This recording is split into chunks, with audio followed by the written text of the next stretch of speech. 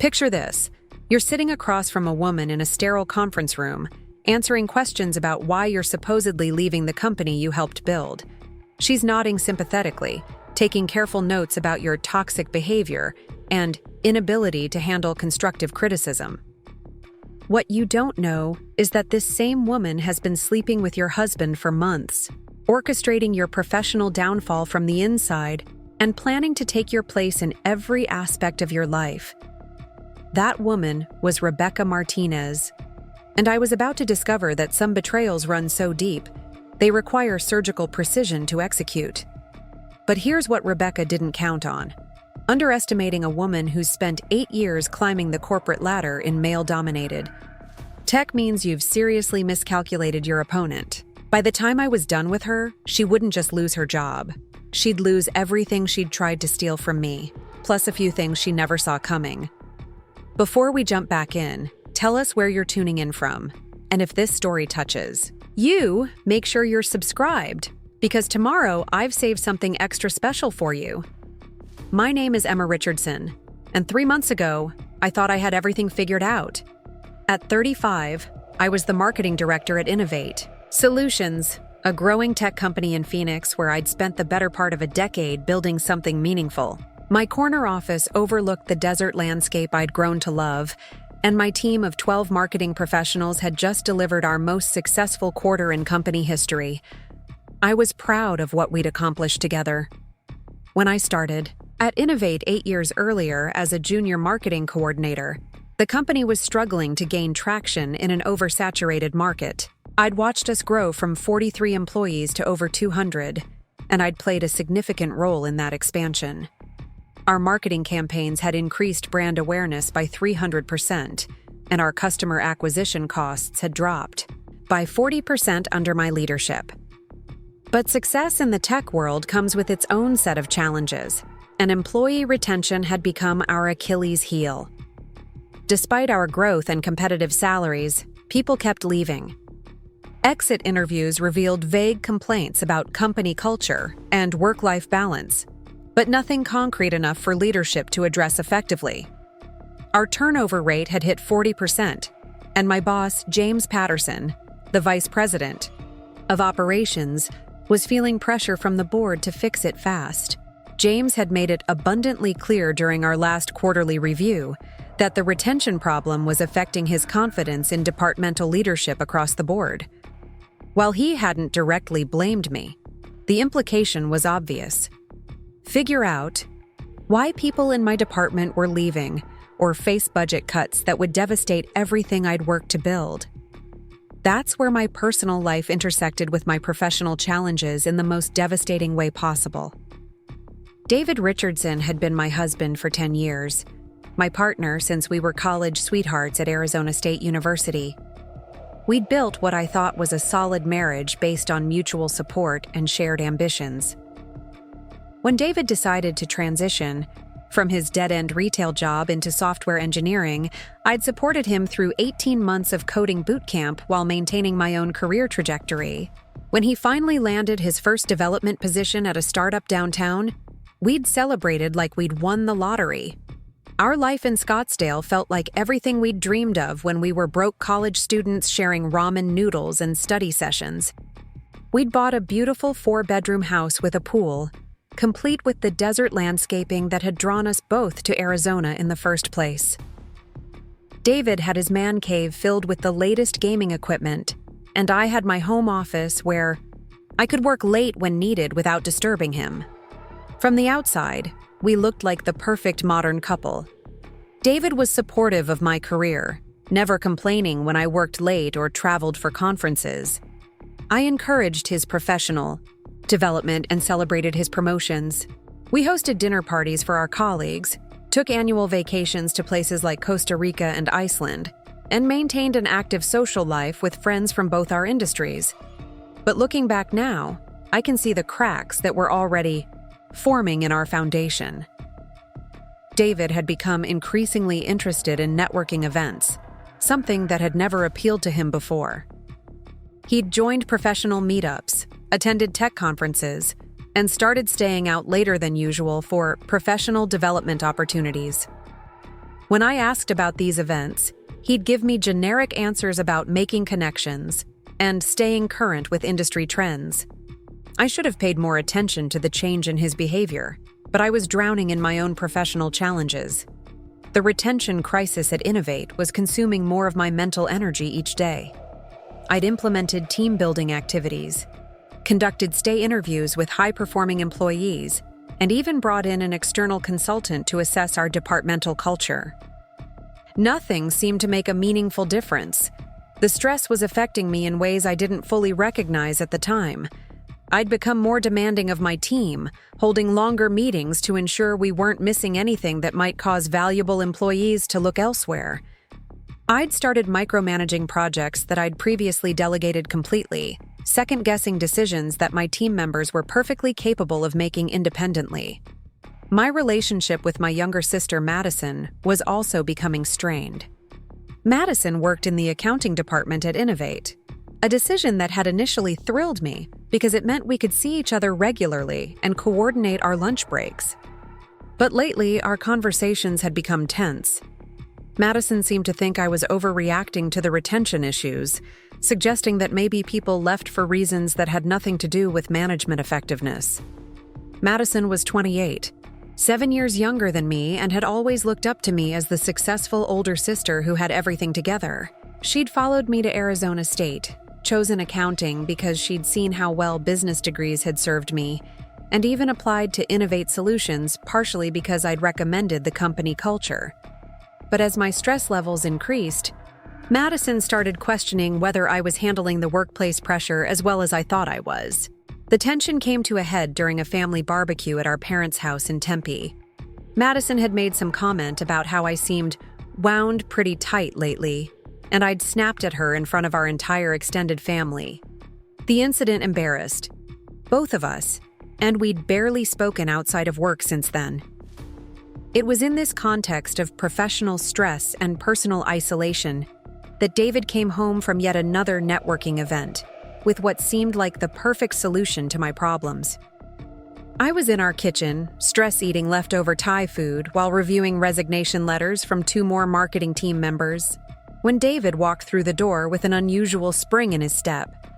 He was carrying his laptop bag and had that energetic expression he got when he was particularly excited about something. Preparing and narrating this story took us a lot of time, so if you are enjoying it, subscribe to our channel. It means a lot to us.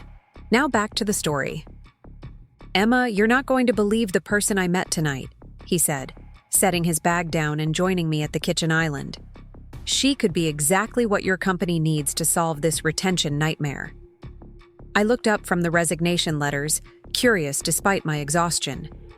David rarely showed interest in my workplace challenges, usually offering generic encouragement when I vented about difficult days. His sudden enthusiasm about someone who could help with our retention crisis seemed almost too good to be true. "What kind of person?" I asked, closing my laptop to give him my full attention. David pulled out his phone and showed me a LinkedIn profile for Rebecca Martinez. The photo showed an attractive woman in her early 30s with shoulder-length, dark hair and a warm, professional smile. Her credentials were impressive. Master's degree in organizational psychology from UC San Diego, 7 years of experience in human resources with a specialization in employee retention and culture development, and glowing recommendations from previous employers. She's an HR specialist who focuses specifically on exit interviews and retention strategies, David explained, scrolling through her profile. She was telling me about this framework she's developed for identifying the real reasons people leave companies, not just the polite excuses they give in traditional exit interviews. I felt a flutter of hope as I read through Rebecca's experience.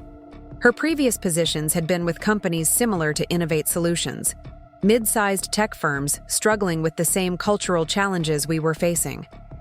According to her profile, she'd helped one company reduce turnover by 60% in 18 months and had developed proprietary assessment tools for measuring management effectiveness and team dynamics.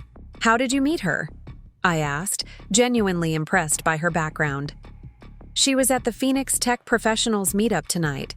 Apparently, she just moved here from San Diego and is looking for a new opportunity. When I mentioned that my wife works for a growing tech company struggling with retention issues, she was immediately interested. David seemed genuinely excited about the connection, which surprised me. He'd never shown much interest in helping me solve work problems before, usually listening politely when I needed to vent, but rarely offering concrete suggestions. His enthusiasm about Rebecca felt like a breakthrough in our communication about my career challenges. Did she seem interested in potentially working with Innovate? I asked, already imagining how I could present this opportunity to James. Definitely. She gave me her card and said she'd love to have a conversation about what you guys are dealing with. She mentioned that most retention problems stem from systemic issues that companies don't want to acknowledge, particularly around management training and cultural accountability. The phrase cultural accountability resonated with me immediately. I'd been saying for months that our retention issues weren't just about salary or benefits, but about deeper cultural problems that we weren't addressing effectively. Having an outside expert validate that perspective felt like exactly what I needed to convince James to take a more comprehensive approach to the problem. I took Rebecca's business card from David and studied it carefully. The design was elegant and professional, with a subtle logo that suggested sophistication without being flashy. Her title was listed as Organizational Culture Specialist, and her tagline read, "Helping companies build authentic retention through leadership excellence." This could be perfect timing, I said, feeling more optimistic than I had in weeks. James has been pressuring all the department heads to come up with concrete solutions for the retention crisis. Having an expert with her background could be exactly what we need to turn things around. David smiled, seeming pleased that he'd been able to help with something that was causing me so much stress. She mentioned that she's available for consulting. Work while she's looking for a permanent position.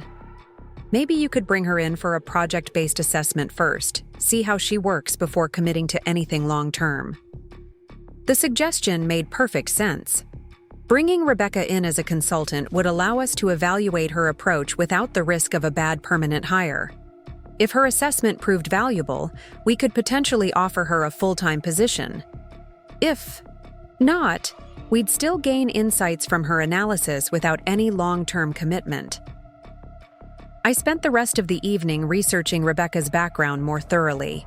Her LinkedIn profile was comprehensive, showing a clear career progression from entry-level HR coordinator to senior organizational specialist. She'd worked for 3 different companies over 7 years, each position showing increased responsibility and scope. Her recommendations were particularly impressive. Former colleagues described her as insightful, transformational, and someone who isn't afraid to tackle difficult conversations about leadership effectiveness. One recommendation specifically mentioned her ability to identify toxic management patterns that other consultants miss, and her skill in creating safe spaces for employees to share honest feedback about their workplace experiences. The more I read, the more convinced I became that Rebecca could be the key to solving our retention crisis. Her approach seemed to focus on honest assessment rather than surface-level solutions, which was exactly what we needed. Too many consultants told companies what they wanted to hear rather than what they needed to hear, but Rebecca's testimonials suggested she was willing to deliver difficult truths when necessary.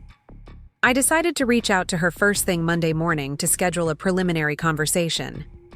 If our discussion went well, I could present the opportunity to James as a potential solution to the retention problem that was threatening our departmental budgets. Sunday evening, I drafted an email to Rebecca introducing myself and explaining our situation at Innovate Solutions.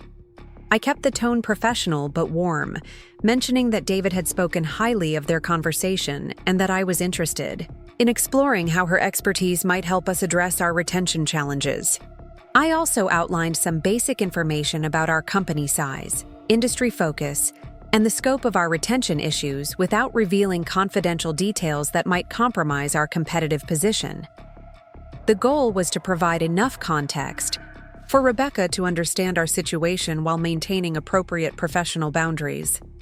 Before sending the email, I showed it to David to make sure I'd accurately represented their conversation. He read through it carefully and suggested adding a mention of my background and role at the company, so Rebecca would understand she was speaking with someone who had decision-making authority rather than just another employee. She seemed really interested in working with companies where she could make a meaningful impact, David said as he handed back my laptop. Emphasizing your leadership role and the scope of the challenges you're facing will probably appeal to her professional interests. I made the suggested changes and sent the email, feeling more hopeful about our retention crisis than I had in months. Having an expert like Rebecca assess our situation could provide the objective insights we needed to identify the real causes of our turnover problem and develop effective solutions. What I didn't realize was that I'd just invited a predator into my professional life, someone who had already been gathering intelligence about my weaknesses and planning my downfall. Rebecca's interest in our retention crisis had nothing to do with helping innovate solutions, and everything to do with systematically destroying my career to clear the path for her relationship with my husband. The email I sent that Sunday evening wasn't the beginning of a professional partnership. It was the first move in a chess game where I didn't even know I was playing, against an opponent who had been studying my moves for months, while I remained completely unaware of the threat she represented. Rebecca's response came Monday morning, warm and professional, expressing enthusiasm about the opportunity to help innovate solutions address our retention challenges. She suggested a video call for later that week to discuss our specific situation and explore how her expertise might benefit our organization. Reading her response, I felt like I'd finally found the missing piece to solve our retention puzzle. Rebecca seemed genuinely interested in understanding our unique challenges, rather than selling us a one-size-fits-all solution. Her questions were thoughtful and demonstrated a sophisticated understanding of the complex factors that influence employee satisfaction and retention. I immediately forwarded her email to James with a note explaining how David had connected us and suggesting that we bring Rebecca in for a consultation. James responded within an hour, clearly intrigued by the possibility of finding an expert solution to our retention crisis. "Set up a call with her," James wrote back. "If she's as good as her credentials suggest, this could be exactly what we need to turn things around. The board is getting impatient with our turnover numbers, and we need concrete solutions fast." I scheduled the video call for Thursday afternoon, giving myself time to prepare comprehensive information about our retention challenges and departmental structure. I wanted to make sure Rebecca had all the context she needed to provide valuable insights about our situation. As I prepared for our conversation, I felt like I was finally taking control of the retention crisis that had been dominating my professional life for months. Having an expert assess our situation would either validate my management approach or provide the feedback I needed to make necessary improvements. Either way, I was ready to face whatever Rebecca's analysis revealed about our departmental culture and my leadership effectiveness. I believed that honest feedback, even if it was difficult to hear, was the key to professional growth and organizational improvement. What I couldn't have imagined was that Rebecca's honest feedback would be carefully crafted to destroy my reputation and eliminate me as an obstacle to her personal agenda. The woman I was preparing to trust with an objective assessment of my professional capabilities had already decided that my career was expendable in service of her relationship with my husband. The video call that I thought would be the beginning of solving our retention crisis was actually the opening move in Rebecca's campaign to convince everyone at Innovate Solutions that I was the toxic element that needed to be removed. Thursday afternoon arrived with the typical Arizona heat that made the air conditioning in our office building work overtime.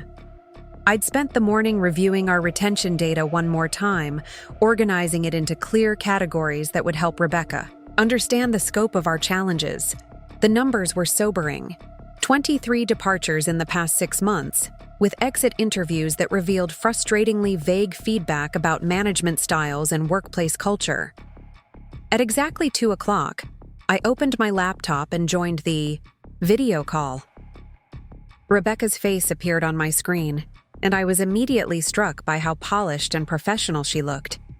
Her home office background was tastefully arranged with books on organizational psychology and leadership development, along with a few carefully placed plants that suggested someone who paid attention to environmental details. "Emma, it's wonderful to finally meet you face to face," Rebecca said, her voice warm and engaging. "David spoke so highly of you and your work at Innovate Solutions. I've been looking forward to our conversation all week." There was something immediately trustworthy about Rebecca's demeanor. She made excellent eye contact through the camera, asked thoughtful follow-up questions, and demonstrated the kind of active listening skills that made me feel heard and understood. When I explained our retention challenges, she nodded at all, the right moments, and asked precisely the kinds of questions that showed she understood the complexity of organizational culture issues. "What strikes me about your situation," Rebecca said after I'd finished outlining our departmental turnover, "is that you're dealing with what I call symptom focus rather than system focus. Most companies try to address retention by improving surface-level benefits or implementing generic team-building activities, but they never examine the underlying leadership dynamics that actually drive people away." Her insight resonated.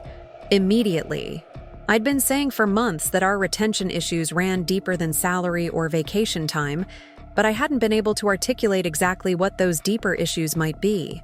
Rebecca's framework of examining leadership dynamics rather than just employee satisfaction surveys felt like exactly the kind of sophisticated analysis we needed. "Can you give me an example of what you mean by leadership dynamics?" I asked, genuinely curious about her methodology. Rebecca leaned forward slightly, her expression becoming more serious. "In my experience, employees rarely leave because of company policies or even direct conflicts with management. They leave because they don't feel psychologically safe in their work environment. That safety is created or destroyed by very subtle leadership behaviors that most managers aren't even aware of." She went on to explain her assessment process, which involved confidential interviews with current and former employees, observation of team meetings and departmental interactions, and analysis of communication patterns between managers and their direct reports. The approach was comprehensive and seemed designed to uncover exactly the kinds of systemic issues that traditional exit interviews missed. "What I'd like to propose," Rebecca continued, "is a 4-week assessment period where I embed with your organization as a consultant. I'd conduct confidential interviews with employees across all departments, observe management interactions, and provide you with a comprehensive analysis of the cultural factors contributing to your retention challenges." The proposal sounded exactly like what Innovate Solutions needed. Rebecca's methodology was thorough, her credentials were impressive, and her understanding of organizational psychology seemed sophisticated enough to identify problems that internal assessments had missed. I found myself getting excited about the possibilities for what her analysis might reveal. "That sounds like exactly what we need," I said. "What would you need from us in terms of access and resources?" Rebecca outlined her requirements, which were reasonable and professional. She'd need temporary office space, access to schedule confidential interviews with employees, and the ability to observe departmental meetings and team interactions. She also requested access to our existing employee satisfaction data and exit interview records to provide context for her analysis. "The most important thing," Rebecca emphasized, "is that employees feel safe sharing honest feedback without fear of retaliation.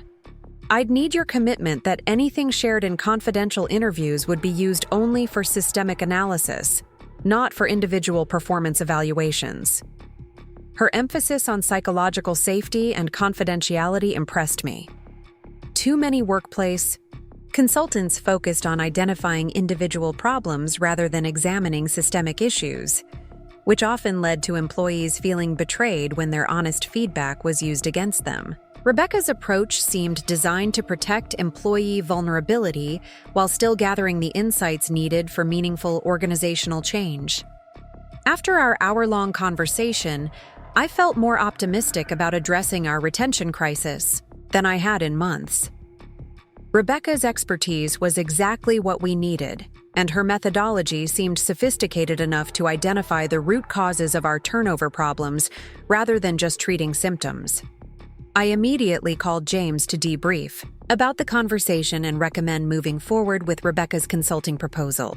James was equally impressed with her credentials and approach, particularly her emphasis on examining leadership dynamics rather than just implementing generic retention strategies. "Bring her in," James said without hesitation. "If she can help us understand why we're losing good people, it'll be worth whatever her consulting fee costs. The board is breathing down my neck about these turnover numbers, and we need concrete solutions fast." Within 2 days, we'd negotiated Rebecca's consulting contract and arranged for her to start the following Monday. I felt like I'd successfully identified a solution to our most pressing organizational challenge, and I was eager to see what insights her assessment would provide about our departmental culture and leadership effectiveness. David was thrilled when I told him about Rebecca's contract with Innovate Solutions. His enthusiasm seemed genuine, and he expressed pride that his networking connection had resulted in what could be a game-changing opportunity for my department. He even suggested that we invite Rebecca to dinner once she'd completed her assessment, as a way of thanking her for her professional expertise. Looking back now, I can see how perfectly orchestrated that entire video call had been. Rebecca had demonstrated exactly the right combination of professional competence and personal warmth to make me trust her completely. She'd asked precisely the kinds of questions that would make me believe she understood our challenges, while positioning herself as the expert who could solve problems that had been frustrating me for months. What I couldn't have known was that Rebecca had already conducted extensive research about Innovate Solutions, our organizational structure, and my role within the company. The insights she'd shared about leadership dynamics and psychological safety weren't generic consulting wisdom. They were carefully crafted observations designed to make me believe she could see problems that others had missed. Rebecca's emphasis on confidentiality and employee protection wasn't about creating safe spaces for honest feedback. It was about ensuring that when she began systematically gathering ammunition to use against me, no one would question her methodology or her conclusions. The woman I'd invited into our organization as a consultant wasn't there to solve our retention crisis. She was there to create a retention crisis centered specifically around my leadership, positioning herself as both the expert who could diagnose the problem and the solution that could replace me. But on that Thursday afternoon, scheduling Rebecca's first day at Innovate Solutions, I believed I'd just secured the key to saving my department and proving my effectiveness as a leader. I had no idea I'd actually signed the contract for my own professional destruction. Rebecca's first week at Innovate Solutions exceeded every expectation I'd had about professional consulting. She arrived Monday morning looking perfectly polished, in a navy blazer and crisp white blouse, carrying a leather portfolio that suggested serious attention to detail. I'd arranged for her to have a temporary office in our guest workspace area, complete with computer access and a private phone line, for conducting confidential interviews. Her approach was methodical and impressive from the very beginning. She spent her first day reviewing our organizational chart, employee handbook, and existing retention data before scheduling any individual meetings. When she did begin conducting interviews, she was respectful of everyone's time and careful to explain her role and the confidential nature of their conversations. I was particularly impressed by how quickly Rebecca seemed to understand our company culture and departmental dynamics. Within 3 days, she'd identified several areas where our policies might be creating unintended stress for employees, and she'd made insightful observations about communication patterns between different levels of management. During our daily check-in meetings, Rebecca shared preliminary insights that demonstrated sophisticated understanding of organizational psychology. She explained how small changes in leadership communication styles could have major impacts on employee satisfaction, and she identified several areas where department heads might unknowingly be creating barriers to open feedback. "What I'm noticing," Rebecca said during our Wednesday check-in, is that employees across multiple departments seem hesitant to share negative feedback about their direct supervisors. That suggests there might be some systemic issues around psychological safety and fear of retaliation. Her observation aligned perfectly with my own suspicions about why our internal employee surveys never revealed actionable insights. People were clearly experiencing frustration significant enough to leave the company, but they weren't comfortable sharing those concerns while they were still employed with us. "Do you have any initial thoughts about what might be causing that reluctance?" I asked, eager to understand her perspective. Rebecca hesitated thoughtfully before responding, which I interpreted as professional caution about sharing conclusions, before her assessment was complete. "I don't want to jump to premature conclusions, but I am seeing some patterns that I'd like to explore more thoroughly before making any recommendations." Her careful approach impressed me. Too many consultants rush to provide solutions without fully understanding the complexity of organizational problems. Rebecca's willingness to take time for thorough analysis suggested that her eventual recommendations would be well-researched and actionable. What I didn't realize was that Rebecca was using our check-in meetings to gather intelligence about my leadership style, my relationships with team members, and my perspective on the retention challenges we were facing. Every question she asked was designed to reveal information she could later use to construct a narrative about my management effectiveness. During that first week, Rebecca also began building relationships with other employees throughout the company. I noticed her having friendly conversations with people in the break room, joining voluntary lunch groups, and staying late to chat with colleagues who seemed interested in discussing workplace culture issues. Madison mentioned running into Rebecca several times during that first week, and she seemed impressed by Rebecca's approachable personality and genuine interest in understanding employee perspectives. "She's really easy to talk to," Madison told me during one of our brief interactions in the office hallway. "She seems like someone who actually cares about making things better here." I was pleased that Rebecca was making positive connections with employees across the organization.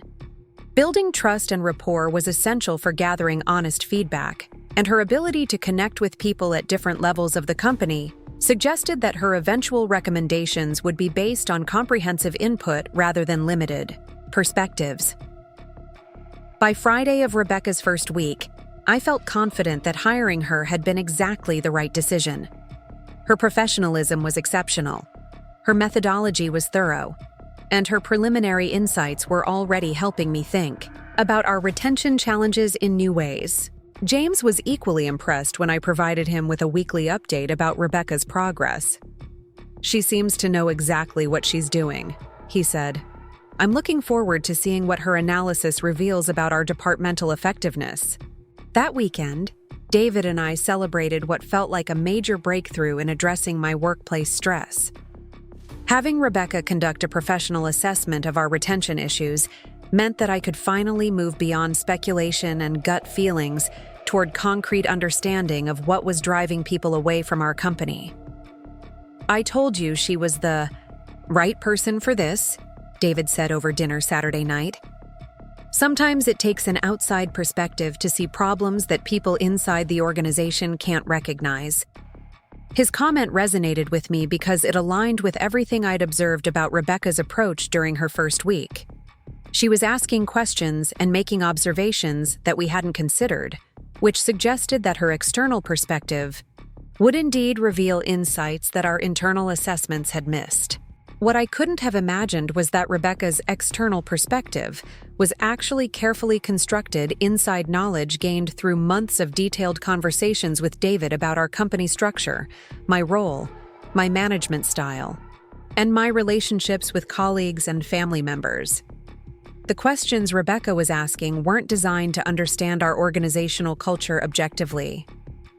They were designed to confirm preconceived conclusions about my leadership effectiveness, while gathering evidence that could be presented to support those conclusions. Rebecca's friendly conversations with employees weren't about building trust for honest feedback. They were reconnaissance missions designed to identify which employees might be susceptible to influence and which relationships could be leveraged to support a narrative about my management style. Even my satisfaction with Rebecca's professionalism and methodology was part of her strategy. By exceeding my expectations during her first week, she was establishing credibility that would make her eventual recommendations seem more trustworthy and objective. But sitting in that restaurant Saturday night, celebrating what I thought was a professional breakthrough, I believed Rebecca represented hope for solving the retention crisis that had been consuming my mental energy for months. I had no idea that she was actually documenting everything she needed to convince my colleagues, my boss, and eventually my entire organization that I was the retention crisis. The woman I was praising for her professional expertise and objective analysis was systematically gathering ammunition to destroy my career, using the trust and access I'd provided to build a case that would position my removal as the solution to problems she claimed to have discovered.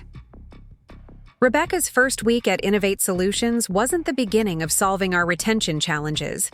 It was the opening phase of the most sophisticated professional assassination I could have imagined, executed by someone who understood exactly how to weaponize organizational psychology against the woman whose life she was planning to steal. Rebecca's second week at Innovate Solutions brought the first subtle signs that something might not be entirely right with her assessment process, though I was too focused on the possibility of finally solving our retention crisis to recognize the warning signals for what they actually were. It started with small comments during our daily check-in meetings that seemed slightly off target from what I'd expected based on her initial professionalism. Instead of sharing broad insights about organizational culture or systemic retention factors, Rebecca began making observations that felt increasingly personal and specific to my department. "I'm noticing some interesting patterns in the marketing team," Rebecca said during our Tuesday morning meeting. "Several employees have mentioned feeling like their creative input isn't valued, and there seems to be some concern about micromanagement affecting their ability to do their best work." The comment caught me off guard because it didn't align with the feedback I'd been receiving from my team members during our regular one-on-one meetings. My direct reports had consistently expressed satisfaction with the level of autonomy I provided, and several had specifically mentioned appreciating my hands-on approach during challenging projects. "Can you be more specific about what they mean by micromanagement?" I asked, genuinely confused about where this feedback was coming from. Rebecca's expression remained professionally neutral, but I caught something that might have been sympathy in her eyes. "It's challenging to hear, I know.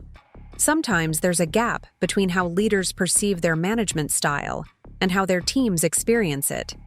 That's actually quite common, and it's part of why external assessments can be so valuable."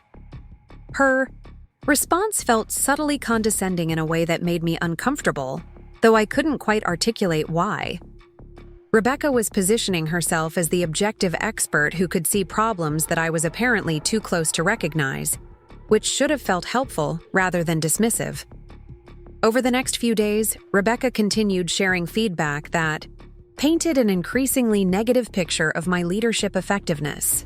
According to her confidential interviews, my team members were experiencing stress related to unrealistic expectations, inconsistent communication, and what several employees had apparently described as toxic perfectionism. The phrase toxic perfectionism particularly bothered me because it felt like corporate buzzword language rather than specific, actionable feedback. When I asked Rebecca for concrete examples of behaviors that employees had identified as problematic, she explained that maintaining confidentiality meant she couldn't share specific quotes or identify which team members had made particular comments. "What I can tell you," Rebecca said during our Thursday check-in, "is that there seems to be a pattern of employees feeling like they can't meet your standards, even when they're performing at high levels. Several people mentioned feeling anxious about making mistakes or disappointing you." Her feedback was frustrating because it was simultaneously serious and impossibly vague. If my team members were experiencing anxiety about their performance, I wanted to address those concerns immediately. But without specific examples or concrete behaviors to modify, I didn't know how to respond to what felt like character assassination disguised as professional development. The situation became more concerning when I started noticing changes in how some of my team members interacted with me. Jessica Chen, one of our senior marketing analysts, seemed more formal and distant during our weekly one-on-one meeting then. She'd been in the 2 years since I'd hired her. Marcus Williams, our content marketing specialist, appeared uncomfortable when I asked about his progress on a campaign we'd been developing together for several weeks.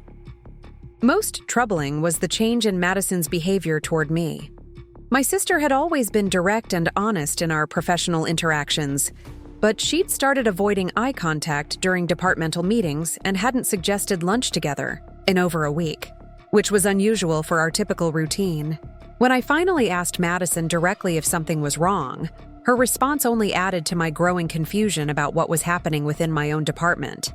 "Emma, I think you should consider that maybe Rebecca is seeing things that we've all been too polite to mention," Madison said during a brief conversation in the office kitchen. "Sometimes people need external validation to realize that their workplace behavior might be affecting others." The conversation felt surreal because Madison was suggesting that Rebecca's assessment was revealing problems with my leadership that my own sister had been aware of but had never mentioned. If that were true, it would mean that people I trusted and worked with daily had been harboring serious concerns about my management style while maintaining professional facades during our regular interactions. "What specific concerns are you talking about?" I asked Madison directly. "If there are issues with how I'm managing the team, I want to understand them so I can make improvements." Madison's response was maddeningly evasive. "It's not my place to get into specifics, Em. That's what Rebecca is here for. Maybe just try to listen to what she's telling you instead of getting defensive about it." The accusation that I was being defensive felt particularly unfair because I'd been actively seeking concrete feedback that could help me improve my leadership effectiveness. Wanting specific examples of problematic behaviors wasn't defensiveness. It was professional responsibility. But Madison's comment planted a seed of doubt that began growing throughout the rest of that week. Maybe I was being defensive. Maybe there were problems with my management style that I couldn't see objectively. Maybe Rebecca's external perspective was revealing blind spots that had been affecting my team's satisfaction and contributing to our retention problems.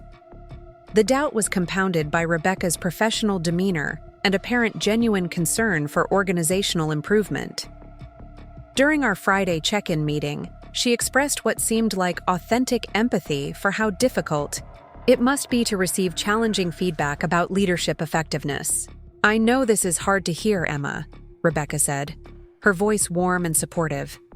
"Leadership development is always challenging, especially when it involves recognizing behaviors that aren't serving us as well as we'd hoped. But the fact that you're open to this process shows real commitment to professional growth." Her framing of the situation made my confusion and frustration seem like resistance to professional development, rather than legitimate questions about vague, unsubstantiated feedback. Rebecca was positioning herself as the supportive expert trying to help me grow, which made questioning her assessment seem ungrateful and defensive. By the end of Rebecca's second week, I felt like I was losing my grip on my own professional reality. The woman I'd hired to help solve our retention crisis was presenting an analysis that positioned me as the primary cause of those retention problems, but she was doing so in a way that made questioning her conclusions seem like evidence of the very leadership problems she claimed to have identified. The most disturbing aspect of the situation was how isolated I was beginning to feel within my own department. Team members who had previously been open and collaborative in their interactions with me were becoming more formal and distant. Madison was treating me like a problem that needed to be managed, rather than a sister she could trust with honest feedback. Even David seemed to be buying into Rebecca's assessment of my leadership challenges. When I expressed frustration about the vague nature of her feedback, he suggested that maybe I should be more open to constructive criticism rather than trying to discredit her methodology. "Rebecca is a professional, Emma," David said during a tense conversation over dinner. "If she's identifying patterns that multiple employees have mentioned, maybe the problem isn't with her assessment. Maybe it's with how you're receiving the Feedback. His comment felt like a betrayal, because David was taking the side of a consultant we barely knew over his wife's professional judgment and lived experience. But it also reinforced the growing sense that everyone around me could see leadership problems that I was apparently too blind or defensive to recognize.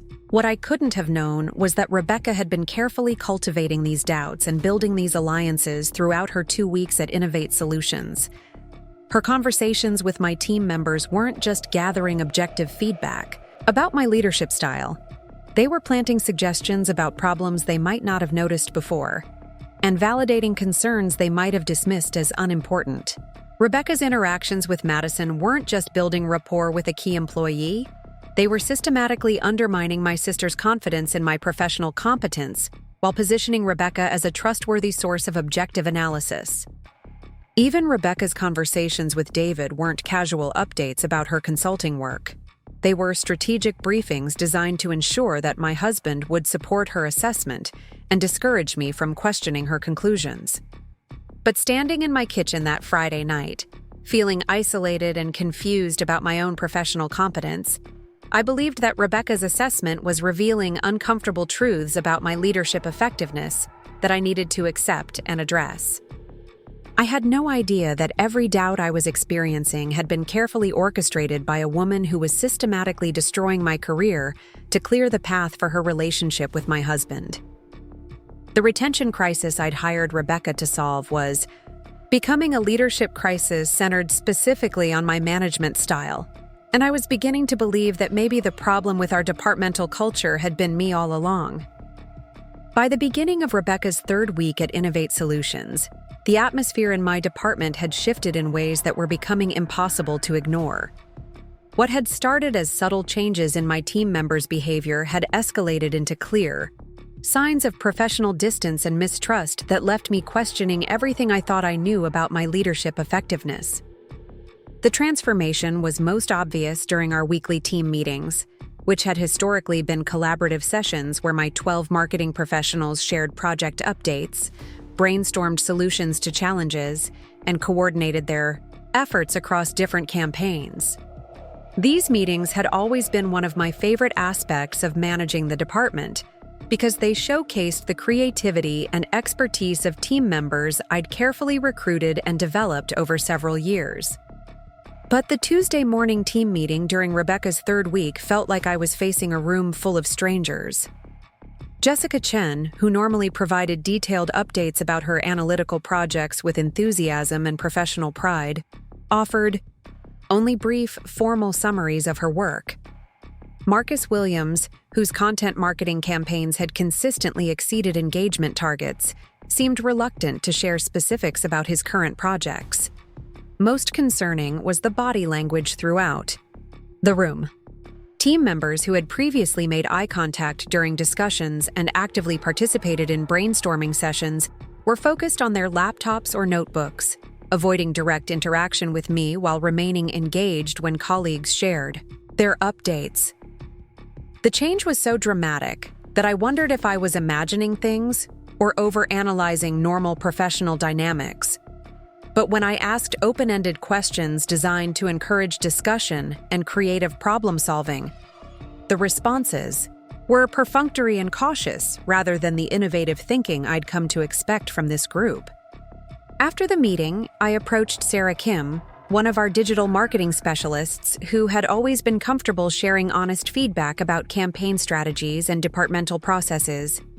Sarah had been with the company for 3 years and had consistently demonstrated both creative excellence and professional maturity that made her someone I trusted for candid perspectives. "Sarah, can I get your honest opinion about something?" I asked during a brief conversation in her office. "I'm feeling like the energy in our team meetings has changed recently, and I'm wondering if there's something I should be aware of or addressing differently." Sarah's response was carefully neutral in a way that felt entirely unlike our typical professional interactions. "I think everyone is just focused on their individual projects right now, Emma. Maybe the dynamic feels different because people are dealing with their own deadlines and priorities." Her explanation was reasonable, but didn't account for the coordinated nature of the behavioral changes I was observing. If individual team members were simply dealing with project pressures, I would expect to see varied responses rather than the uniform professional distance that seemed to have emerged across the entire department. Is there anything specific about my management approach that might be contributing to stress or communication problems? I asked directly, hoping that Sarah would feel comfortable sharing honest feedback that could help me understand what was happening. Sarah hesitated for a moment that felt much longer than it probably was, then responded with the kind of corporate speak that suggested careful consideration of political implications rather than spontaneous honesty. I think we're all just adjusting to having Rebecca here and thinking about the feedback process, Sarah said. Maybe people are being more reflective about workplace dynamics in general. The mention of Rebecca confirmed what I was beginning to suspect. The consultant I'd brought in to assess our retention challenges was somehow influencing my team's perception of my leadership effectiveness. But I couldn't determine whether Rebecca's presence was revealing problems that had previously been hidden or creating problems that hadn't existed before. The situation became more complicated when Rebecca requested a meeting with James to provide what she described as preliminary insights about our organizational culture and retention challenges. The meeting was scheduled for Thursday afternoon, and Rebecca explained that she wanted to share initial observations before completing her full assessment. I think it would be valuable for James to understand some of the patterns I'm identifying, Rebecca said during our Wednesday check-in meeting. There are some systemic issues that might require leadership attention sooner rather than later. Her phrasing suggested urgency about problems that needed immediate intervention, which concerned me because Rebecca had previously indicated that she preferred to complete her assessment before making recommendations. The shift towards sharing preliminary insights felt like a departure from the methodical approach that had initially impressed me about her consulting process. When I asked Rebecca if I should attend the meeting with James, her response was diplomatically evasive.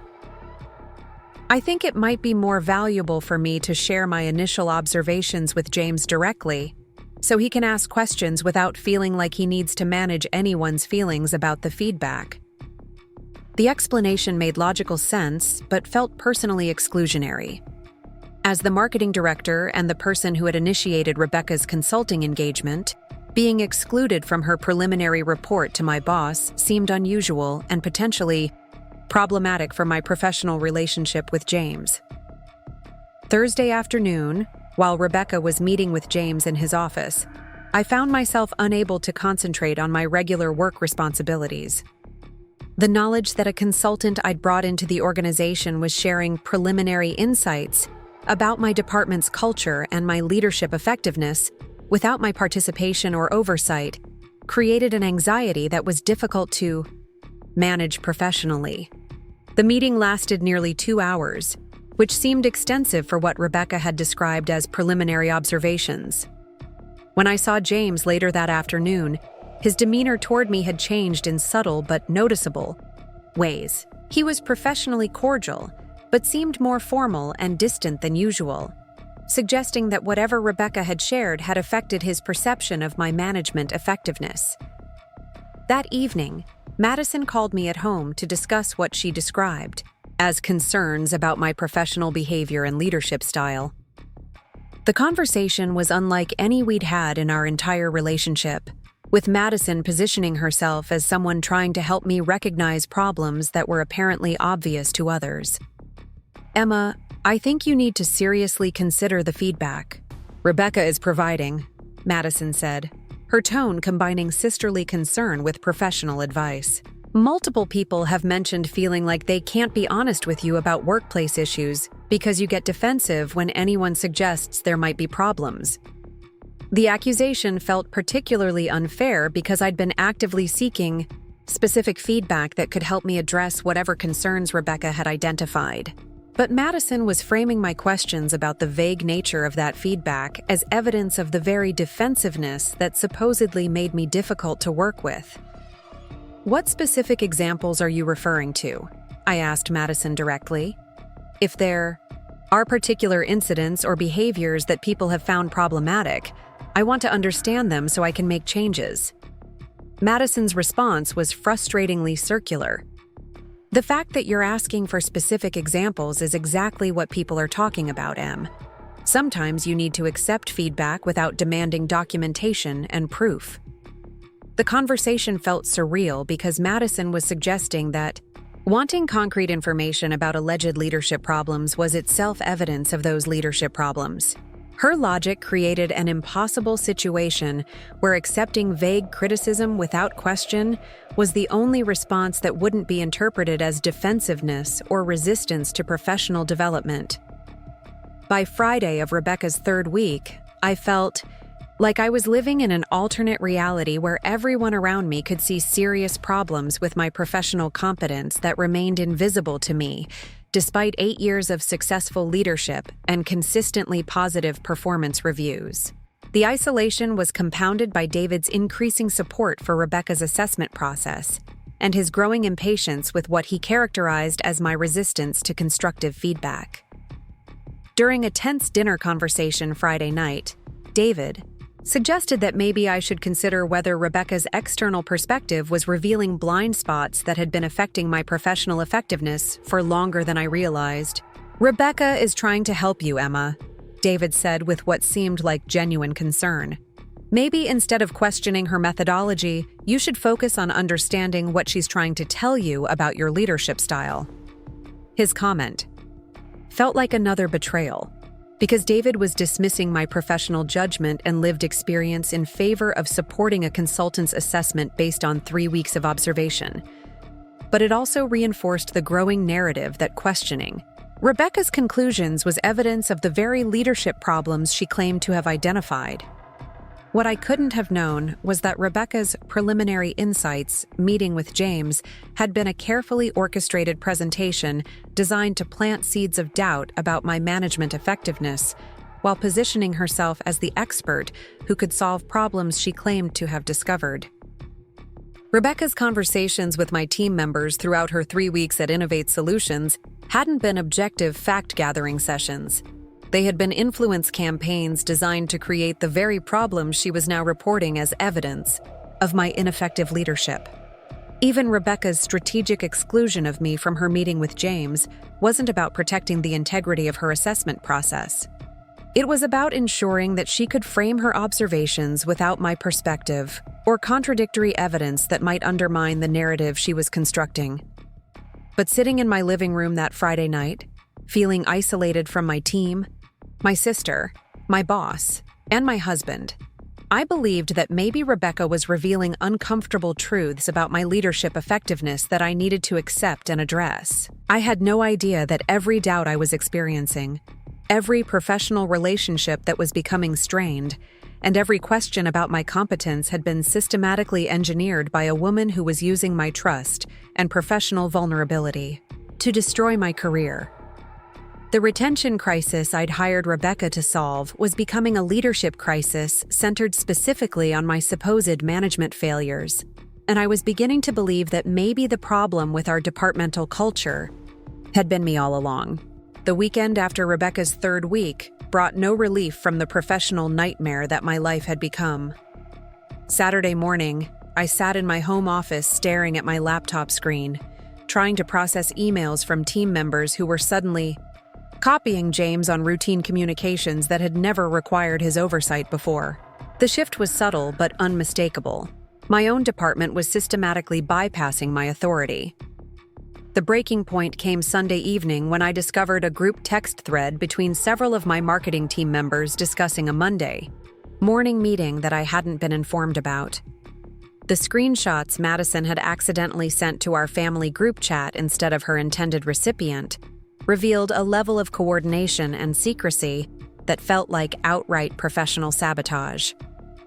The messages were careful and professional, but the subtext was clear. My team was organizing discussions about departmental concerns without including me, treating me like a problem to be managed rather than their director. Jessica Chen had written about creating space for honest conversation about workplace dynamics, while Marcus Williams mentioned finding solutions that work for everyone involved. The realization that my sister was participating in secret discussions about my professional competence while maintaining a facade of family loyalty during our personal interactions was devastating in ways I hadn't anticipated. Madison wasn't just a colleague who had lost confidence in my leadership. She was my sister, and she was actively participating in what felt like a coordinated campaign to undermine my authority. I spent Sunday night awake, staring at the ceiling and replaying every interaction I'd had with Rebecca over the past 3 weeks. Her questions during our check-in meetings, her careful documentation of every conversation, her strategic positioning of herself as the objective expert who could see problems that I was apparently too close to recognize. It all began to feel calculated rather than professional. Monday morning, I arrived at the office early with a clarity of purpose I hadn't felt in weeks. Whatever was happening with Rebecca's assessment process and my team's behavior, I needed direct answers about specific concerns that could be addressed through concrete actions rather than vague suggestions about leadership style improvements. I found Rebecca in her temporary office, reviewing what appeared to be extensive notes from her 3 weeks of confidential interviews. When I knocked on her door, she looked up with the warm, professional smile that had initially seemed so trustworthy, but now felt practiced and calculated. "Emma, good morning. I was just preparing for our check-in meeting this afternoon. How was your weekend?" Her casual friendliness felt inappropriate given the professional crisis that her assessment was creating within my department. I closed the door behind me and took a seat across from her desk, prepared for the most direct conversation we'd had since she'd started consulting with Innovate Solutions. "Rebecca, I need specific examples of the leadership problems you've identified. Not general observations about management style or vague references to employee concerns. Concrete behaviors that I can modify or specific incidents that need to be addressed." Rebecca's expression shifted slightly, becoming more guarded while maintaining professional composure. "Emma, I understand your frustration, but I've explained that maintaining confidentiality means I can't share quotes or identify which employees made particular observations." "I'm not asking you to violate confidentiality," I said firmly. "I'm asking for actionable feedback. If multiple team members have described me as micromanaging, I need examples of when I've micromanaged so I can recognize and change that behavior. If people feel like their creative input isn't valued, I need to understand what I've done that created that impression." Rebecca leaned back in her chair, and for the first time since I'd met her, she seemed less than completely composed. Sometimes, the most important insights in organizational development aren't about specific incidents, Emma. They're about patterns of behavior and communication styles that create particular dynamics over time. Her response was exactly the kind of consultant speak that had been frustrating me for weeks. Rebecca was positioning herself as the expert who understood complex organizational psychology, while treating me like someone who was too unsophisticated to grasp the nuanced nature of leadership assessment. "That's not good enough," I said, feeling my professional frustration finally crystallize into something approaching anger. "You've spent 3 weeks conducting interviews and observations that are destroying my professional relationships and undermining my authority with my own team. If there are legitimate problems with my leadership effectiveness, I have a right to understand what they are." Rebecca's professional mask slipped for just a moment, revealing something that looked almost like satisfaction before she regained her composure. "I think your reaction right now might be illustrating some of the concerns that employees have raised about communication style and receptiveness to feedback." The comment was infuriating because it used my entirely reasonable request for concrete information as evidence of the very problems she claimed to have identified. Rebecca was creating a situation where any challenge to her assessment could be interpreted as proof that her assessment was accurate. "I want to see your notes," said, making a decision that felt both necessary and risky. "If you're going to make recommendations about my professional competence based on confidential interviews, I have a right to understand the methodology and evidence supporting those recommendations." Rebecca's response was immediate and definitive. That's not how professional consulting works, Emma. Client confidentiality is fundamental to the integrity of assessment processes. I can't share interview notes or detailed observations with the subject of the evaluation. I'm not the subject of the evaluation, I said, my voice rising despite my efforts to remain professionally calm. I'm the client who hired you to assess our retention challenges. Your job is to help us understand why people are leaving our company, not to conduct a performance review of my management style. For the first time since Rebecca had started working at Innovate Solutions, she looked genuinely uncomfortable. Her professional composure was slipping, and I could see something calculating in her expression that hadn't been visible during our previous interactions. Perhaps we should schedule a meeting with James to discuss the scope and focus of my assessment, Rebecca said carefully. It sounds like there might be some misunderstanding about the nature of organizational culture, consulting, and the kinds of insights that are most valuable for retention improvement. Her suggestion felt like a threat disguised as professional mediation. Rebecca was essentially telling me that if I continued questioning her methodology, she would escalate the conflict to my boss, positioning my concerns as evidence of the very leadership problems she was claiming to document. Fine, I said, standing up from my chair. Let's have that meeting. But I want you to explain to James exactly what specific leadership behaviors you've identified as problematic and what evidence you have to support those conclusions. Rebecca's smile returned, but it was different now, less warm and more strategic. I think that would be very productive, Emma. Sometimes these conversations are easier when there's neutral leadership involvement to help facilitate understanding. As I left Rebecca's office, I felt like I'd finally drawn a line in the sand about the vague, unsubstantiated feedback that had been undermining my professional confidence for 3 weeks. But I also had the uncomfortable feeling that Rebecca had been expecting this confrontation and was prepared for it in ways that I hadn't anticipated.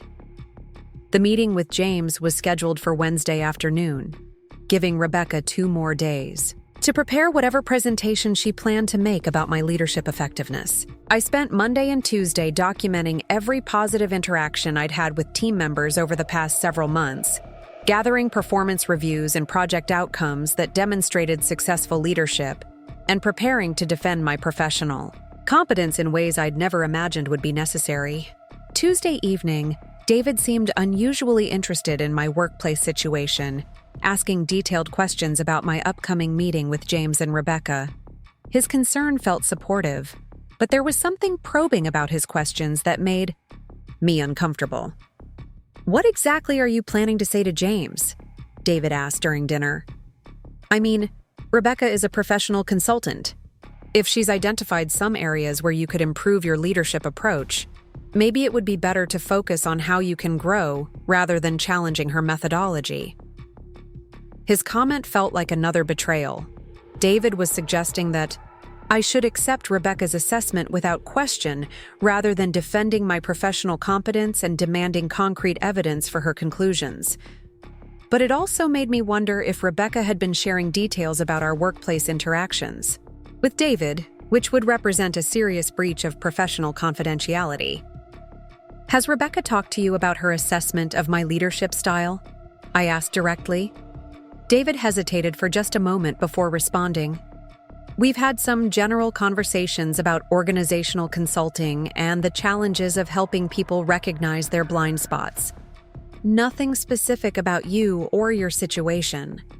His answer felt evasive in a way that suggested there was more to his interactions with Rebecca than he was willing to admit. But I was too focused on preparing for Wednesday's meeting to pursue the question further. Wednesday afternoon arrived with the kind of Arizona heat that made the air conditioning in our office building work overtime.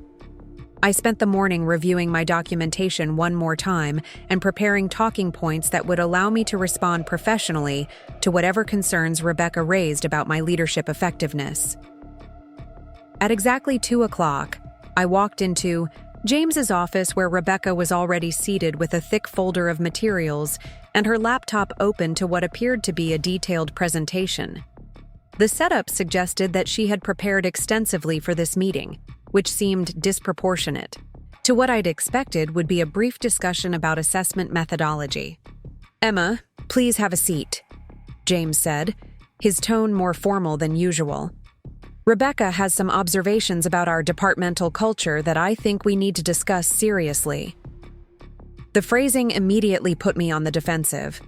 James was presenting this as a meeting about observations that needed serious discussion, rather than a conversation about assessment methodology and evidence standards.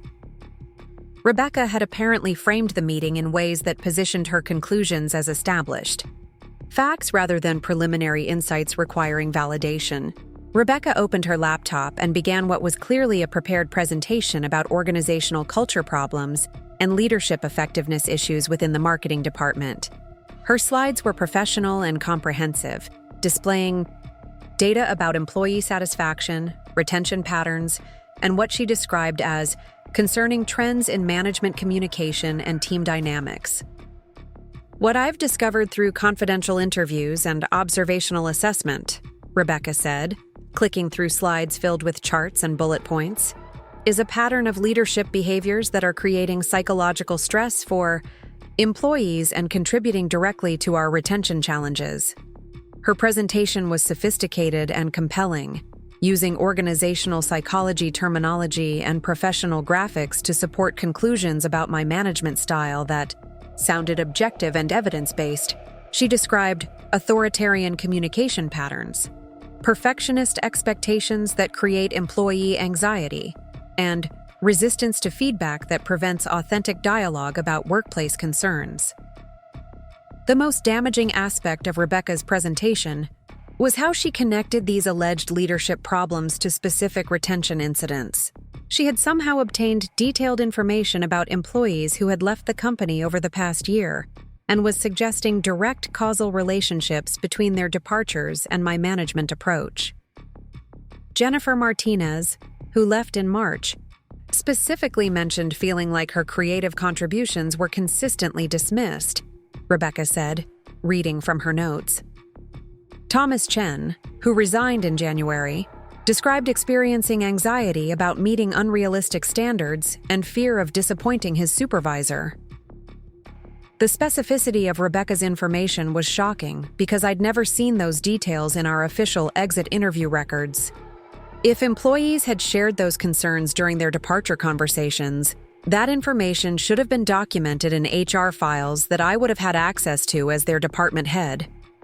"Where did you get those exit interview details?" I asked, interrupting Rebecca's presentation. "Those specific quotes aren't in any of the departure documentation I've reviewed." Rebecca and James exchanged a look that suggested they had discussed this question before the meeting. Rebecca has been conducting follow-up interviews with former employees as part of her retention assessment, James explained. She's been able to gather more honest feedback than we typically receive during official exit processes. The revelation that Rebecca had been contacting former employees without my knowledge felt like a significant overreach of her consulting authority. These were people who had worked directly for me, and their post-employment perspectives on my leadership effectiveness were being gathered and presented without my participation or awareness. "I wasn't informed that you were conducting follow-up interviews with former employees," I said to Rebecca directly. "That seems like something that should have been discussed before you began reaching out to people who left the company." Rebecca's response was professionally measured but defensive. Comprehensive retention assessment often requires gathering insights from multiple sources, including employees who have already departed. It's standard methodology for understanding the full scope of organizational culture challenges. James nodded in agreement, clearly convinced by Rebecca's explanation.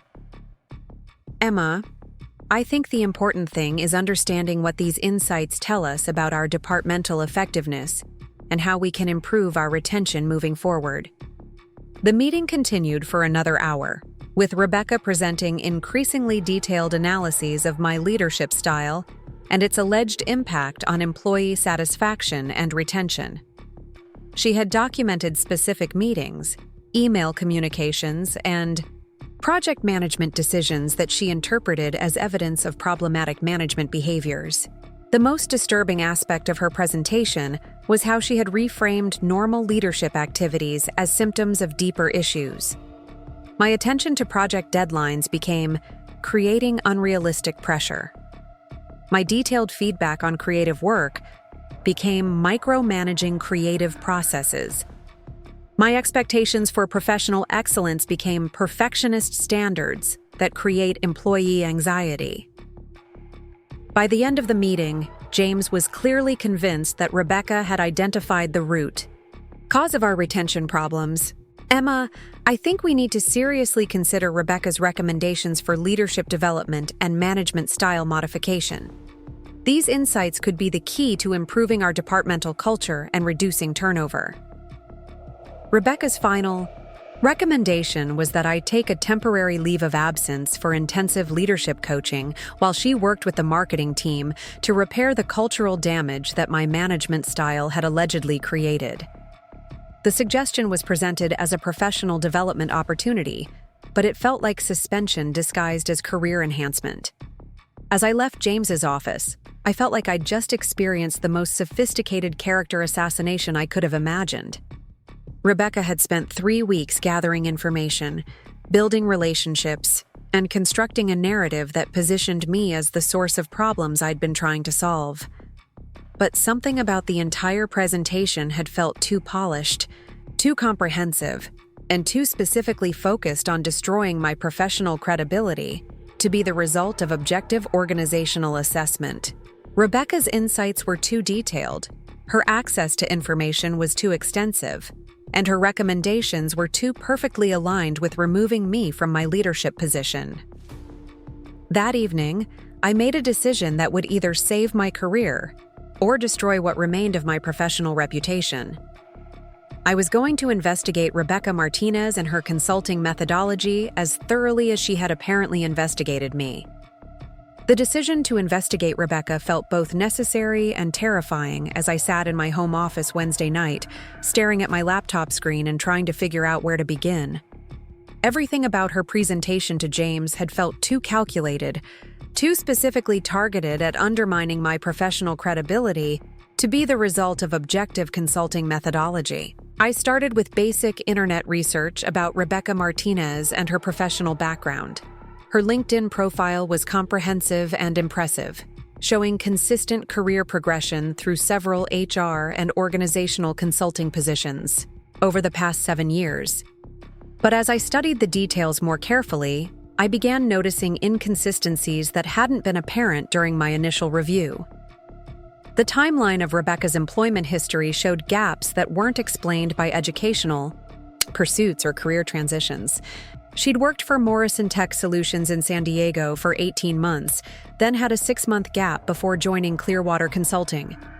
Her position at Clearwater had lasted only 10 months before another unexplained gap of several months. Most concerning was the pattern of short-term positions that ended without clear progression to better opportunities. If Rebecca was as effective at organizational consulting as her credentials suggested, it seemed unusual that she wouldn't have developed long-term client relationships or secured more stable employment arrangements. I decided to research the companies where Rebecca had previously worked, starting with Morrison Tech Solutions. Their website showed a mid-sized software development firm with about 150 employees, similar in structure to Innovate Solutions. I found their employee directory and began looking for people who might have worked with Rebecca during her time there. After an hour of careful searching, I found 3 Morrison Tech employees on LinkedIn who had been with the company during Rebecca's employment period. I crafted careful messages introducing myself as someone considering Rebecca for consulting work and asking about their experience with her organizational development projects. The first response came Thursday morning from Sandra Lopez Morrison, Tech's former marketing director. Her message was brief but concerning.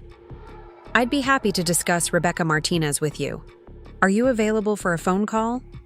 This conversation might be better handled verbally rather than through email." Sandra's preference for phone conversation over written communication suggested she had sensitive information about Rebecca that she was uncomfortable documenting. I immediately called the number she provided, and what she told me changed everything I thought I understood about the consultant who was systematically destroying my career. Rebecca Martinez nearly destroyed my professional reputation, Sandra said without preamble once I'd explained my situation. She was brought in to assess our marketing department's culture and ended up conducting what I can only describe as a character assassination campaign against me personally. The parallels to my own experience were immediately obvious. Sandra described a pattern of behavior that matched exactly what I'd been experiencing. Vague feedback about leadership problems, confidential interviews that somehow turned team members against their manager, and recommendations that positioned the department head as the primary obstacle to organizational improvement. The most disturbing part, Sandra continued, was how she seemed to know things about my personal life and professional relationships that she shouldn't have had access to. She made comments during meetings that suggested someone had been feeding her information about my management style and workplace interactions. I felt a chill as Sandra described Rebecca's methodology. Did you ever find out where she was getting that inside information? Sandra's laugh was bitter. It took me 3 months after she left to discover that she'd been having an affair with my boss, Michael Torres. He'd been sharing confidential information about my performance reviews, my salary negotiations, and my relationships with team members. Rebecca used that inside knowledge to construct a narrative about my leadership effectiveness that seemed objective, but was actually completely manipulated. The revelation that Rebecca had used an intimate relationship with management to gather ammunition against her target was exactly the confirmation I'd been dreading. If Rebecca was following the same pattern at Innovate Solutions, it would explain how she'd gained access to information about my professional relationships and workplace dynamics that should have been confidential. What happened to you professionally? I asked Sandra, though I was beginning to suspect I already knew the answer. I was forced to resign, Sandra said matter-of-factly. The case Rebecca built against my leadership was so comprehensive and seemingly objective that HR recommended my termination. I chose resignation over firing, but the end result was the same. Rebecca had successfully eliminated me as an obstacle to her relationship with Michael. Sandra's story was a blueprint for what was happening to me at Innovate Solutions. Rebecca wasn't conducting objective organizational assessment. She was using consulting methodology as a weapon to destroy women who stood in the way of her personal objectives. Did you have any legal recourse? I asked, already beginning to formulate my own strategy for dealing with Rebecca's manipulation. I tried, Sandra said, but proving that an HR consultant manipulated assessment results to benefit her personal relationship is nearly impossible.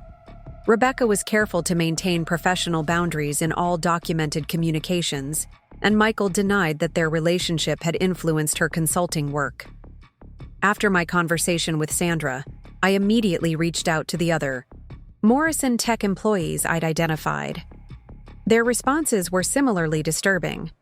Rebecca had created divisive dynamics within multiple departments, systematically undermining several women in leadership positions while positioning herself as the expert who could solve the problems she was creating. By Thursday afternoon, I had enough information to understand that Rebecca Martinez was not a legitimate organizational consultant. She was a predator who used HR expertise and psychological manipulation to destroy women's careers while advancing her own personal interests through relationships with men in positions of authority. The question now was whether I could prove that Rebecca was following the same pattern at Innovate Solutions, and whether I could gather enough evidence to expose her manipulation before she completed the destruction of my professional reputation. I spent Thursday evening reviewing every interaction I'd had with Rebecca since she'd started consulting with our company, looking for evidence of the manipulation tactics that Sandra had described. Rebecca's questions during our check-in meetings, her strategic positioning of herself as the objective expert, her careful documentation of every conversation, it all took on new meaning when viewed through the lens of deliberate character assassination rather than professional assessment. The most damaging realization was understanding how Rebecca had gained access to confidential information about my professional relationships and management style. If she was following her established pattern, she was receiving inside information from someone with management authority at Innovate Solutions.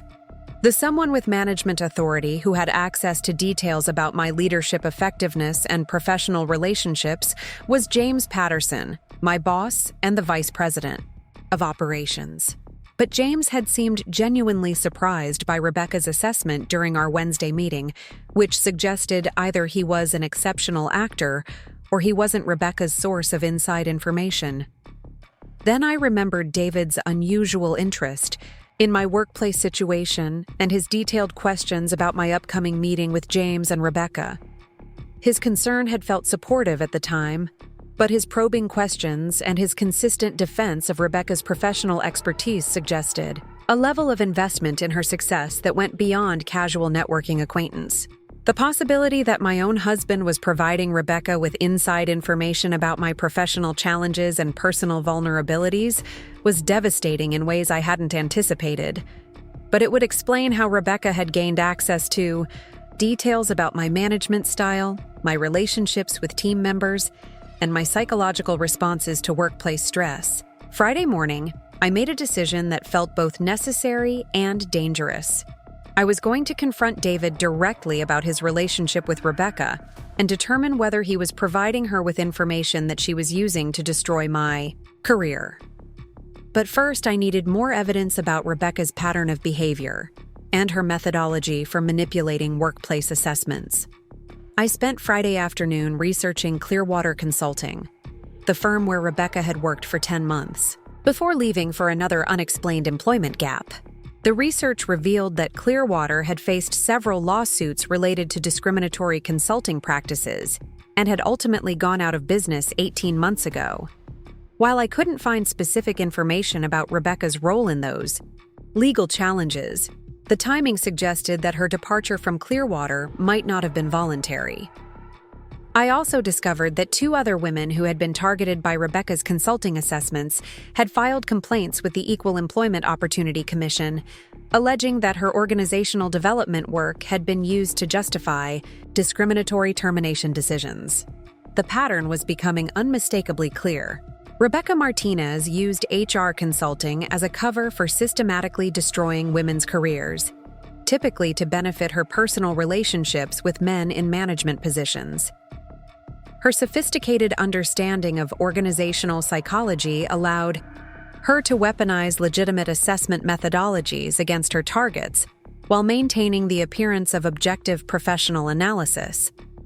By Friday evening, I had enough information to understand exactly what was happening to me at Innovate Solutions and why Rebecca's assessment had felt so calculated and manipulative.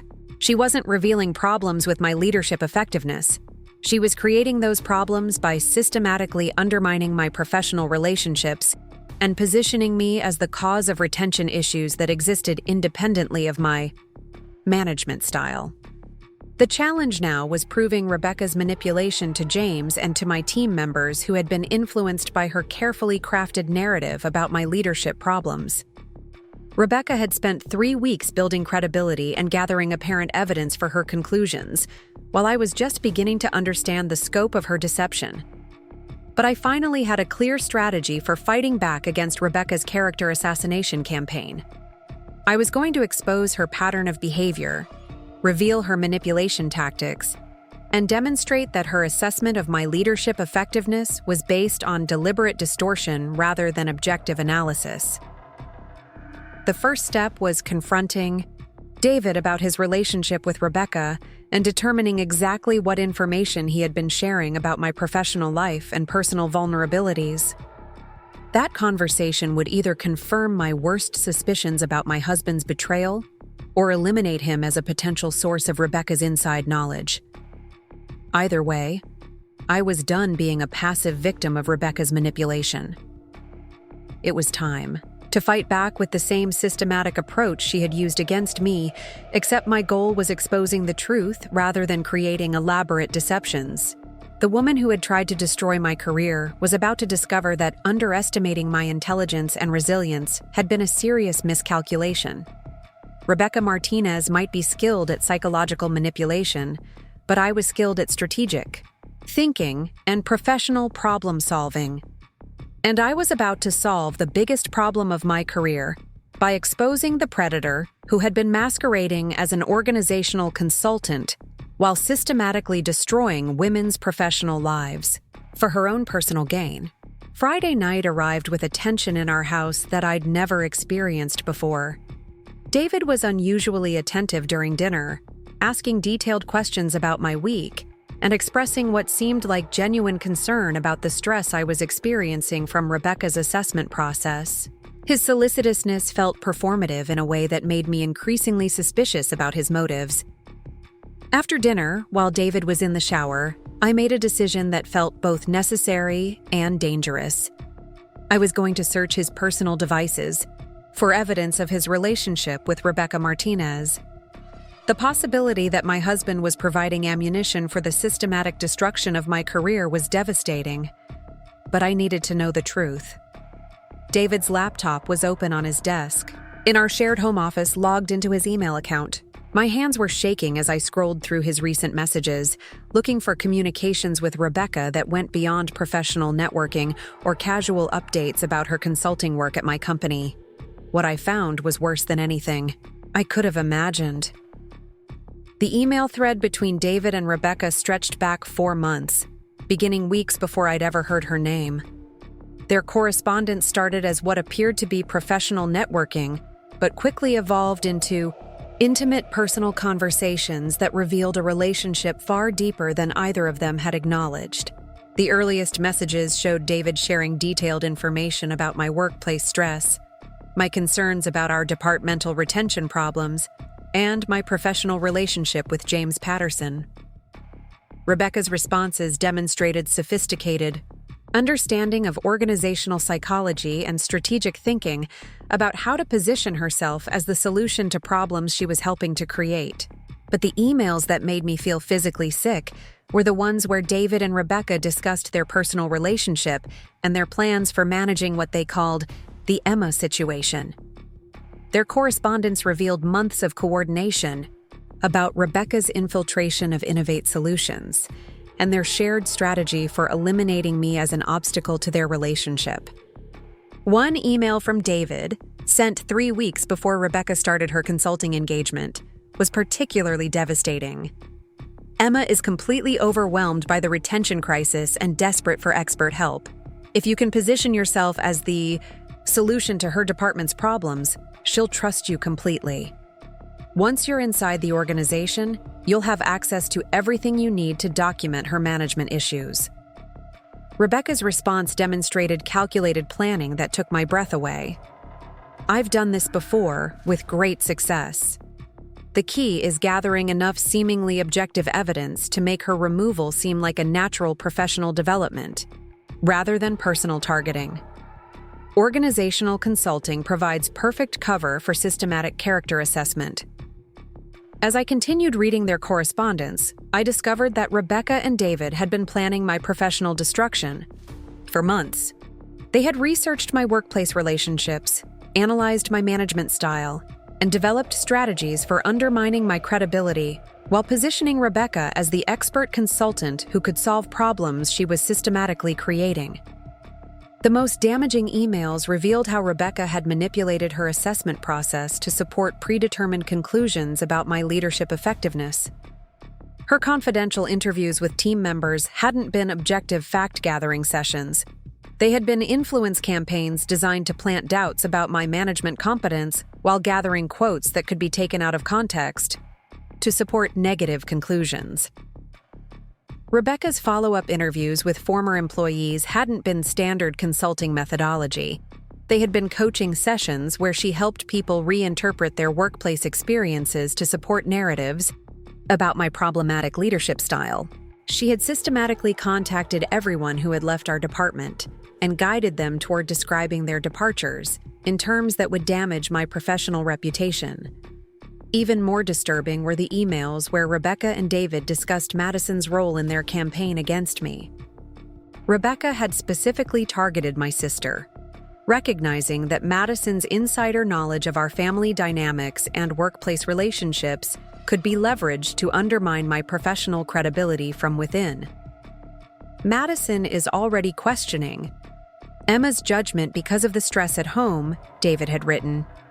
If you can position yourself as someone who validates her concerns about Emma's management style, she'll become an ally rather than a potential obstacle. Rebecca's strategic cultivation of Madison explained why my sister had become increasingly critical of my leadership approach and why she had seemed more comfortable sharing her concerns with a consultant she barely knew than with her own sister. Rebecca had systematically manipulated Madison's perspective, using family loyalty as a weapon against me. The email correspondence also revealed that Rebecca's presentation to James had been prepared weeks in advance, with David providing detailed information about my boss's management priorities and communication preferences. Rebecca had crafted her assessment to align perfectly with concerns that James had expressed privately about departmental effectiveness and leadership development. As I sat in our home office, reading months of correspondence that documented the systematic betrayal by my husband and the calculated destruction of my career by a woman I'd trusted with my professional future, I felt a clarity I hadn't experienced since Rebecca had started consulting at Innovate Solutions. Everything I'd questioned about Rebecca's assessment methodology had been accurate. Her feedback hadn't been vague because organizational psychology was complex.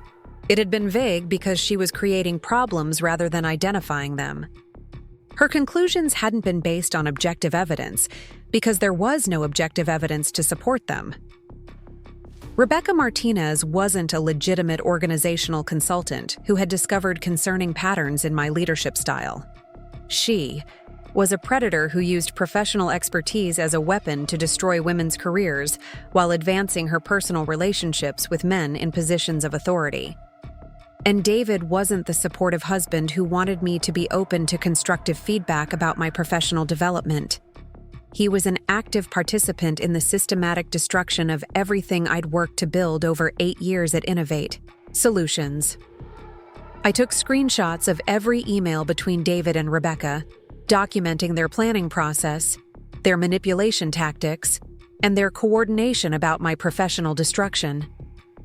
The evidence was comprehensive and devastating, revealing a level of betrayal that went far beyond adultery into the realm of deliberate professional sabotage. As I was finishing my documentation, I heard David's footsteps coming down the hallway toward our home office.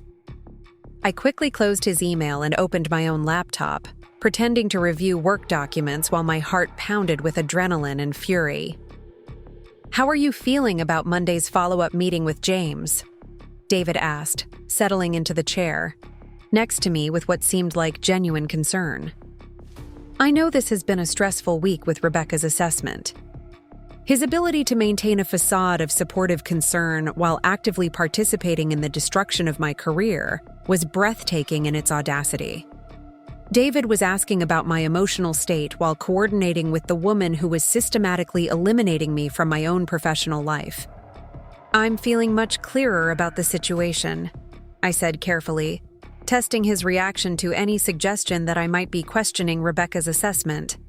David's expression shifted slightly, becoming more alert in a way that confirmed my suspicions about his investment in Rebecca's success. "What do you mean by clearer?" "I'm beginning to understand that some situations aren't what they initially appear to be," I said, watching his face for signs of concern or guilt. David's response was immediate and defensive. "Emma, I hope you're not going to make this more difficult than it needs to be. Rebecca is trying to help you recognize some blind spots that could improve your leadership effectiveness. Fighting her recommendations isn't going to benefit anyone." His comment revealed exactly how coordinated his position was with Rebecca's assessment. David wasn't just supporting her conclusions. He was actively discouraging me from questioning her methodology or defending my professional competence. "What if Rebecca's assessment is wrong?" I asked directly.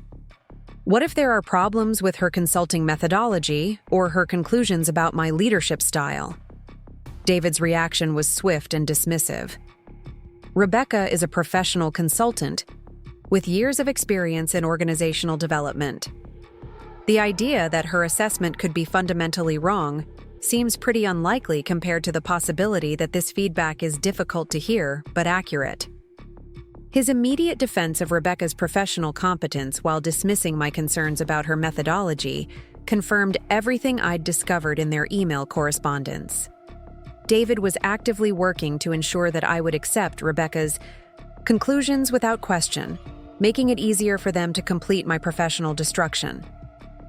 That night, lying in bed next to the husband who had been systematically betraying me for months, I finalized my strategy for exposing Rebecca's manipulation and reclaiming my professional reputation. I had comprehensive evidence of their coordination, documentation of Rebecca's pattern of behavior at previous companies, and detailed understanding of her methodology for weaponizing organizational consulting against her targets. The challenge would be presenting this information in a way that would convince James and my team members who had been influenced by Rebecca's carefully crafted narrative about my leadership problems. Rebecca had spent weeks building credibility and gathering apparent evidence for her conclusions, while I was about to make accusations that would seem defensive and desperate if not supported by overwhelming proof. But I finally had the overwhelming proof I needed.